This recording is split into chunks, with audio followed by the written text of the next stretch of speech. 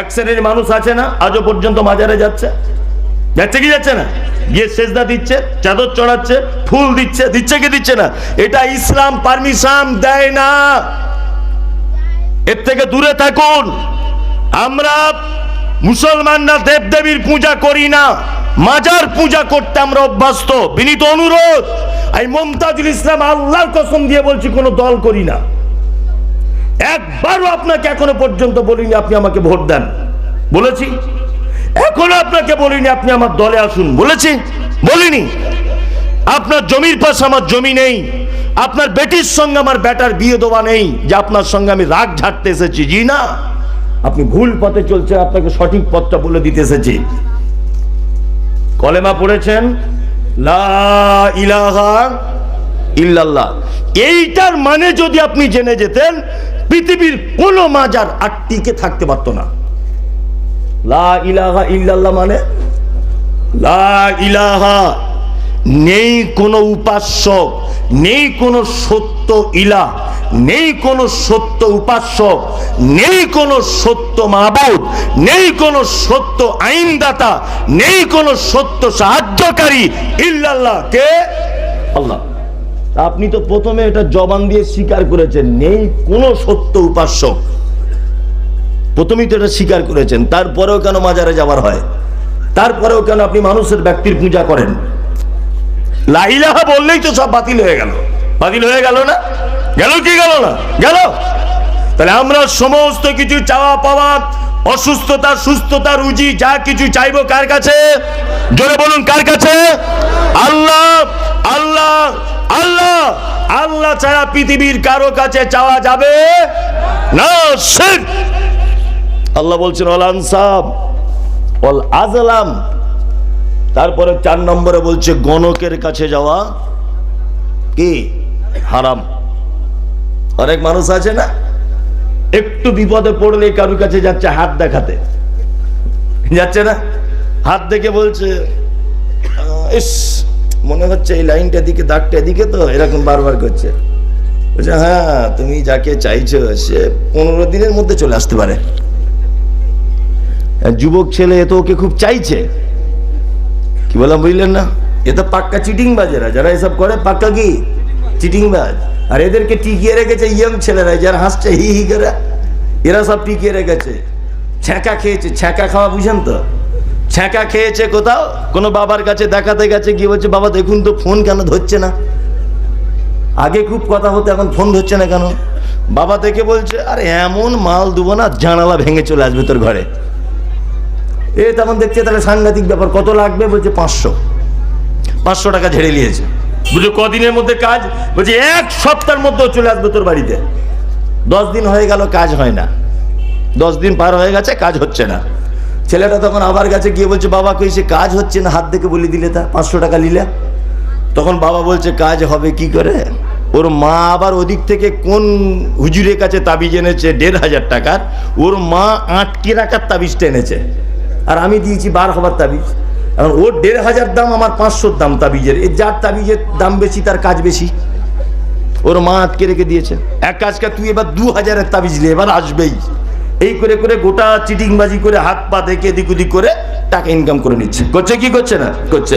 কাজী নজরুলের একটা কথা মনে পড়ে যায়, তিনি বলেছেন ওরে পীর ফকিরের কথা যদি সত্য হতো তারা কেন রাস্তার ধারে ভিক মেঙে খেত? হাত দেখে তুমি সবকিছু বলে দিতে পারছো, তা তুমি এক কাজ করো না, রাজ্য লটারির আজকে ফার্স্ট প্রাইজ পড়বে কোন নাম্বারে, এইটা একটু দেখে তুমি ফার্স্ট প্রাইজটা নাও না। তুমি কেন চিটিংবাজ রাস্তার ধারে বসে আছে? হ্যাঁ, এটা পারে কি পারে না? সব যখন বলে দিতে পারে, তাহলে ও তো বলে দিতে পারে আজকে কোন প্রাইজটা হবে, ফার্স্ট প্রাইজ কোন নাম্বারে, এটা বলতে পারে কি পারে না? কার বাড়ি বোম্বে, কার বাড়ি দিল্লি, ফোনে ফোনে নাকি সব করে দিচ্ছে। তো এইটা করে দেখাক। আল্লাহ তাআলা বলছেন রিজসুম মিন আমালিশ শাইতান। এই 4টে কাজ কার কাজ? শয়তানের কাজ। কার কাজ? শয়তানের কাজ। ইনশাআল্লাহ আমরা 4টে কাজ থেকে বাঁচবো ইনশাআল্লাহ। ইনশাআল্লাহ। কাবিরা গুনাহ 1, নেশার জিনিস খাবেন না। 2, জুয়ো খেলবেন না। 3, মাজারে যাবেন না। চার নম্বর হচ্ছে যে আপনি গণকের কাছে ভালো মন্দ জানতে যাবেন না। এই চারটে কাজ কার? শয়তানের কাজ। আল্লাহ বলছেন রিজসুম মিন আমালিশ শয়তান। চারটে কাজ কাদের কাজ? শয়তানের কাজ। কাবিরা গুনাহ বলে দিলাম। এই আরো কিছু কাবিরা গুনাহ বলে দিই। হ্যাঁ চলে যান সব, চলে যান। এই আরো কাবিরা গুনাহ বলে দিই যেগুলো আমরা কাবিরা গুনাহ। এক, আল্লাহ তাআলা বলছেন ওয়াইলুল লিকুল্লি হুমাযাতিল লুমাযা, দুর্ভোগ তাদের জন্য যারা মানুষের সামনে এবং পেছনে দুর্নাম করে বেড়ায়। এটা কাবিরা গুনাহ। এর ওর কথা বলে বেড়ানো কি কাবিরা গুনাহ। দোকানে বসে আছে লোকটা, তো একটা লোক যাচ্ছে মোটর সাইকেলে করে, লোকটা নতুন দুতলা বাড়ি করেছে। তা আরেকজন লোক দেখে বলছে কি ব্যাপার বলতো, খায়রুল দুতলা বাড়ি কেমন করে করলো রে, আগে খাওয়া হতো না, 2 বছরের মধ্যে দুতলা বাড়ি। তা আরেকজন তখন বসেছিল, সে বলছে ওরা দুতলা বাড়ি এমনি করেছে, কলকাতা কাজে গিয়েছিল, মাল ঝেড়ে নিয়ে চলে এসছে। ও ঝেড়ে নিয়েছে, তোমার বাপ দেখতে গিয়েছিল, তুমি বলতে গেলে কেন? হ্যাঁ, তুমি না জেনে কেন বলতে গেলে? আল্লাহ তাআলা কি বলছেন? ইয়া আইয়ুহাল্লাযীনা আমানু, এই তোমরা যারা ঈমানের স্বীকৃতি প্রদান করেছো শোনো, ইজতানিবু কাসীরাম মিনাজ জান ইন্না বা'যাজ জান্নি ইসমুন, তোমরা অধিক ধারণা করে কথা বলা থেকে বাঁচো, নিশ্চয়ই বেশিরভাগ ধারণা কি মহাপাপ। ধারণা করে কথা বলা যাবে না। গীবত মারাত্মক বড় পাপ। এই যত চায়ের দোকান আছে, মুদিখানার দোকান, তারপরে ওই আপনার কি বলে ওই রাস্তাঘাটে যে সমস্ত ফুটপাতে দোকানগুলো মানুষে বসে বসে গল্প গুজব করে, এগুলো সব গীবত। সারাদিন গীবত হয়, গীবত হয় না? সারাদিন গীবত। চলুন গীবত কত বড় পাপ আপনাকে একটা পাপ দেখাই। আল্লাহর নবী বলেন, আমি মিরাজের রাত্রিতে মিরাজে চলে গেলাম জিবরিল আমিনের সাথে।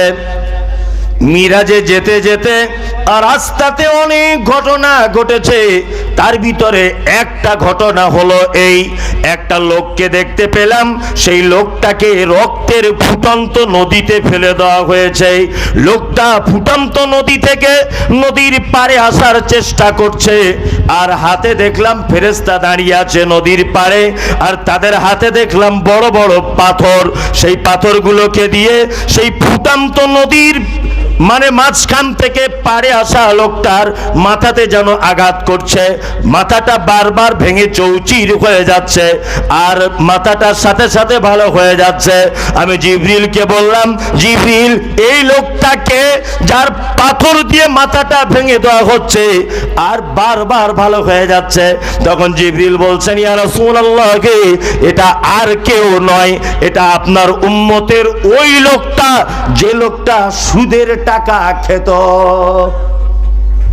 মালদাতে সুদ খায় না অবশ্য মানুষ, না আমি বলে মার খাবো, মাথা খারাপ। মালদাতে সুদ খায়, সুদ খায়। আগে দেখতে পেতাম যে পুরুষ মানুষেরা সুদ খায়, এখন আমার খালারা বেশি খাচ্ছে, তাই না? আরে পুরুষ মানুষ ও বাড়িতে বসে আছে ঠ্যাঙে ঠ্যাং তুলে, আর ডাকতে হবে না, যে যেমন করে আছে থাক, ডাকলে আবার ডিস্টার্ব হবে, যে যেমন আছে থেকে যান। জি, যে কথা বলছিলাম সেটা কি, আল্লাহ নবী সাল্লাল্লাহু আলাইহি ওয়াসাল্লাম বলেছেন, ইয়া মাশারাশ শাবাব